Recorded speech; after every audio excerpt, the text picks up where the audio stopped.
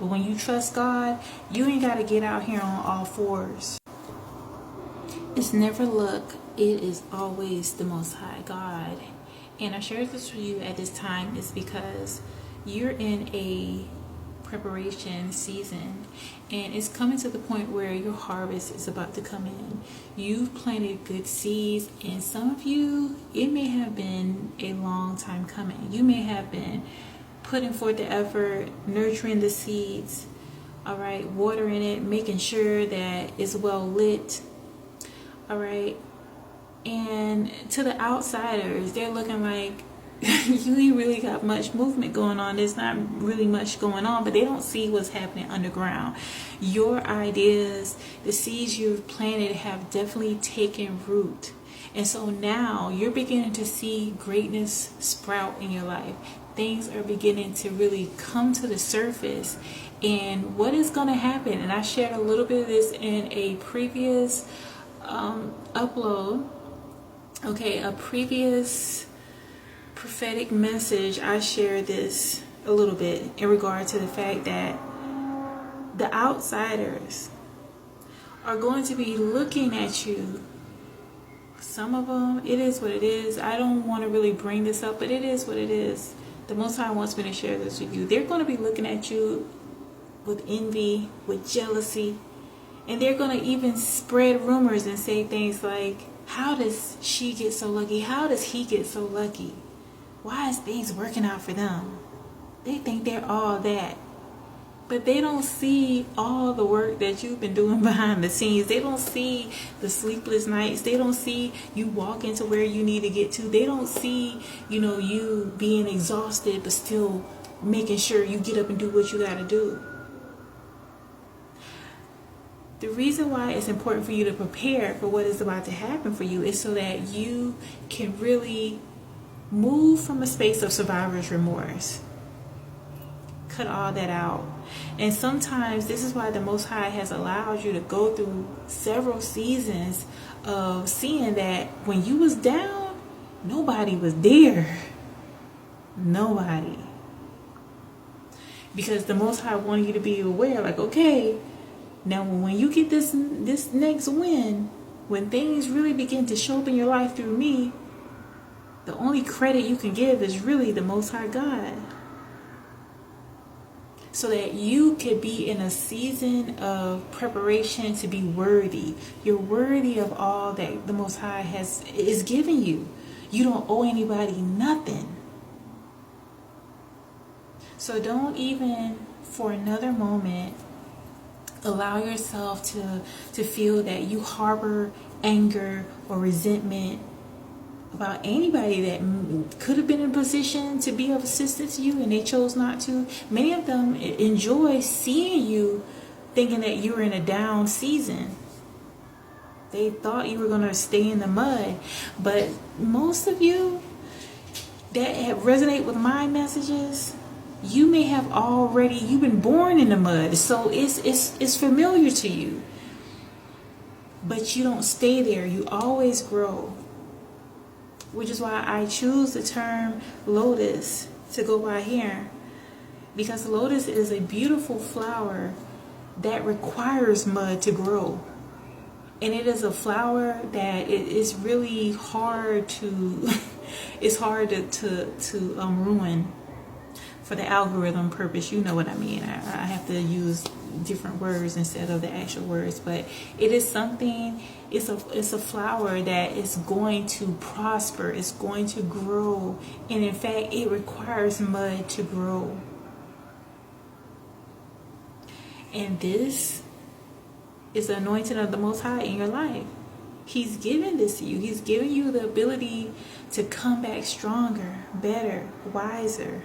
And as I mentioned too about the reason why you may have had to really sit with the feeling of having to really rely on the Most High God. Because many of you may have already been through situations where you've been there for this or that person, and it may not have been reciprocated to your liking, but it's not necessarily about that. That's natural. You're supposed to be that way. But the Most High also wants you to have a stronger sense of boundaries, healthy boundaries. Okay? So he needed you to see how certain people were going to behave towards you when you were in need. And so now that you had to really rely on God and things are beginning to show up in your life in a major way,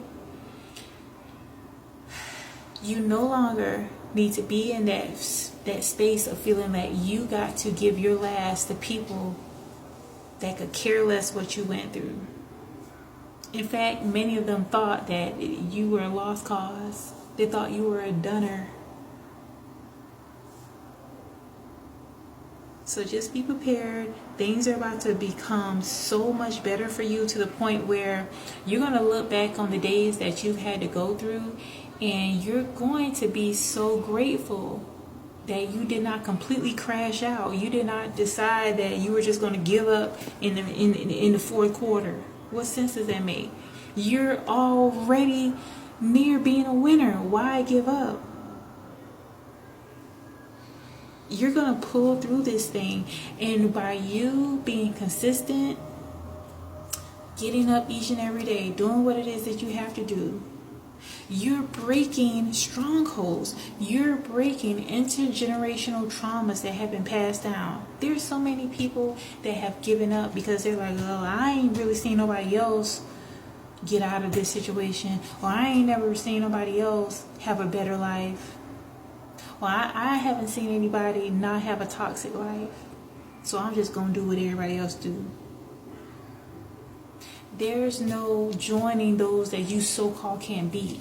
That is a defeatist mentality, and I reject that in the name of the Most High, Yeshua Jesus Christ, over your life right now. If you're on the precipice of just not putting forth the effort, I want you to pray about it. I'm sharing with you things that have helped me because I know how it can be. I know how it can feel like the world is on your shoulders. But God is able, through prayer, to lift that burden off of you. And this is why there's so many individuals that don't really know what's going on in your life. But when they see the results of all the work that you've been doing behind the scenes, they're going to be so irritated and mad because they can't compute. They can't comprehend, how is it that this person bounced back so hard like this? How is it? They're lucky, but it's never luck. As I mentioned at the very top of this, it's always God. So understand that the Most High is getting all the glory. See, he loves the underdog. The underdog is really the big dog. And you're going to come out on top. I'm telling you, stay true. Don't get out here and jeopardize the blessings God has for you. And I'm going to share this too, because inflation is just real right now. Some of you, okay, I'm gonna share this small little testimony in brief. You may be in a situation, and I know there's so many different people who watch my content. My content is typically for women, but there's males that watch my content too. But I'm speaking towards the ladies right now. If you're in a situation and you don't know how you're gonna pay your rent, all right, I'm telling you, if you pray about it, something is going to work out. Pray about it and do the work now. Pray about it and try to monetize whatever skill that you have. Do not fall for this bait that these people try to put out here for you. Because what you're going to end up doing is that you're going to make a decision that is going to shift the trajectory of your life for the worse. And I know it can be difficult because you may have so-called friends like I had. I had so-called friends, and I used to wonder, like, how they take care of their responsibilities, and a lot of them was on 304 activity, and I wasn't aware. But when I was in a situation and I'm talking to them for advice, and they're telling me to do this or do that, go meet this dude, like, nah. So sometimes in this spiritual journey, you're going to realize that you got to leave a lot of people behind.